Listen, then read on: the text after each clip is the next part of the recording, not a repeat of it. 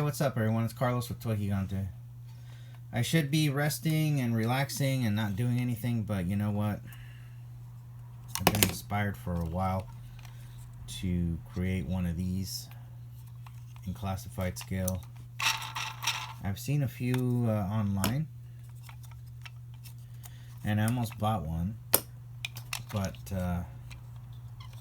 I would like to just try to make my own so it fits the style of projects that I've already been making. So that kind of gritty, realistic style, I want to keep it going. I would like to have these in classified scale for the his tanks that I'm making, and I'd like to give it a try and see what happens. I'm going to start with the these missiles. I have one more time, thank you to my friend. If you're watching, thank you for letting me borrow your original right here, which is in great shape, so I'm going to take good care of it. Try not to scratch anything. I got one of these at Target. It's this toy that you throw in the pool, I guess, and it lights up. First thing I'm going to do is cut it, because this is the perfect look for what I want. It's just larger and I think it'll work for the project. So I'm going to cut what I need and take it from there. Alright, I cut the piece and I sanded it a little bit. I'm going to have to sand it better because I want the when I paint it, I want paint to grip onto this so that I can mold and cast it later. So I have this, and in the backyard I found this piece which belonged to a broom, and this piece just happens to fit inside here perfectly. So I'm going to be using that, and now I have to cut this piece. Please leave the perverted comments out of the comment section, okay guys? We're all adults here. I know there's gonna be some cheesy comments. Don't do that. I'm building a missile for the G.I. Joe toys. That's all I'm doing, okay? Nothing suspicious here, okay? Alright, so I got a original here. I'm just gonna eyeball it. So he's this tall right here, and then right here it comes up to about right here, like the belt buckle. So I'm gonna do the same thing. I like to just eyeball things. A lot of this is eyeballing, and I get a good measurement that way. I know it's kind of doesn't look very professional, but you know what? It works for me. I don't care. Okay, so that's that long, and then belly button buckle around here. So let me mark it right around here.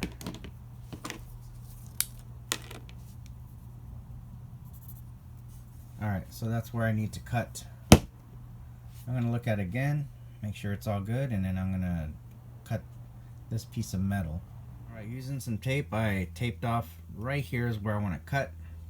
So I'm going to cut this area, and then I'm going to make these fins out of styrene. So first I got to cut it, sand it down a little bit, make sure everything looks good, then I'll make the fins. Alright, now we are getting somewhere. I put clay inside because I'm going to mold and cast it, and I don't want any silicone getting inside and making a mess, so I'm doing that. I have this piece right here that I looked in my parts box and I found this little piece. This fits perfectly right in here. So I'm going to glue that down too. And then we'll have this. I hold on to a lot of random pieces, and it's for this reason. So I also found this piece in my parts bin. I'm going to say this is from Star Wars. And this is going to go right here. Yes. I think that fits so nice. That's going to look cool. Okay, so instead of just having nothing like this, we're going to have this piece right here to make it interesting, right? And that's what I do. I hold on to parts, I mold and cast them, and I use them over and over and over again. So there we go. Alright, styrene to the rescue. I'm going to paint this real quick and see what it looks like. Alright, so here's this, and here's this. Starting to look like something now, for real.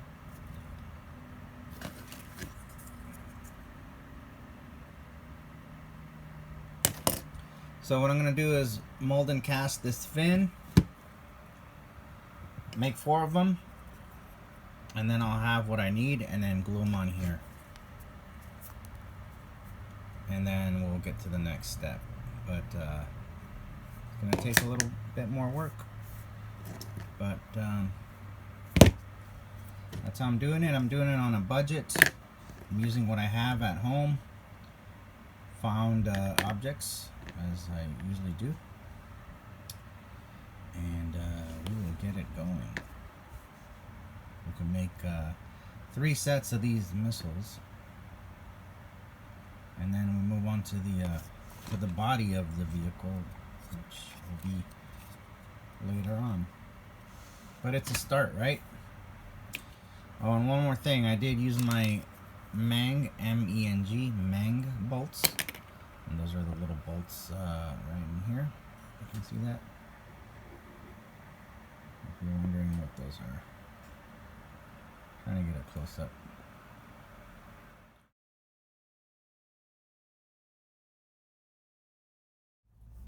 So these fins, I mold and casted them so I can get them all the same, exactly the same. So this is the mold I made a few days ago, and now I'm opening all the molds and looking at what I've made. So here we go. And clean it up and glue it on. But like I said, I wanted the exact same one. So instead of making 4, I just made 1 and then mold and casted it. And then I'll have the same one. Exactly the same. Let me glue it on, clean it up. Okay, from the original,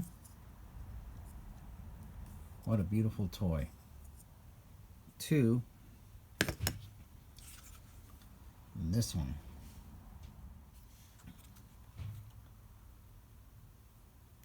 So yeah, it took a few days to make this. I had to do it. I just wanted very accurate work, so I had to measure it, make sure everything is perfect, as perfect as I can get it, and this is what I have. The next step is to mold and cast the rocket. This is my prototype, so I just gotta make, well, I definitely need 3 of them. But that's going to take a little time because I need to get supplies and silicone and resin and all that stuff. But I just want to show you what I did. Put in some decals, just to make it look like, make it look good. Painted it. Looks a little rusty. And that's it. Let me know what you think. This will complement the his tanks. Wanted something that is in the same style as the his tanks and any future G.I. Joe vehicles that I might do in the future. So I'm going to stop the video around here. Hope you enjoyed it. Maybe you got some ideas. And on to the next part soon. It's going to take a little bit though. We'll see what happens. I'll think of something, but let me know what you think. I'll talk to you later. Have an excellent day. Bye.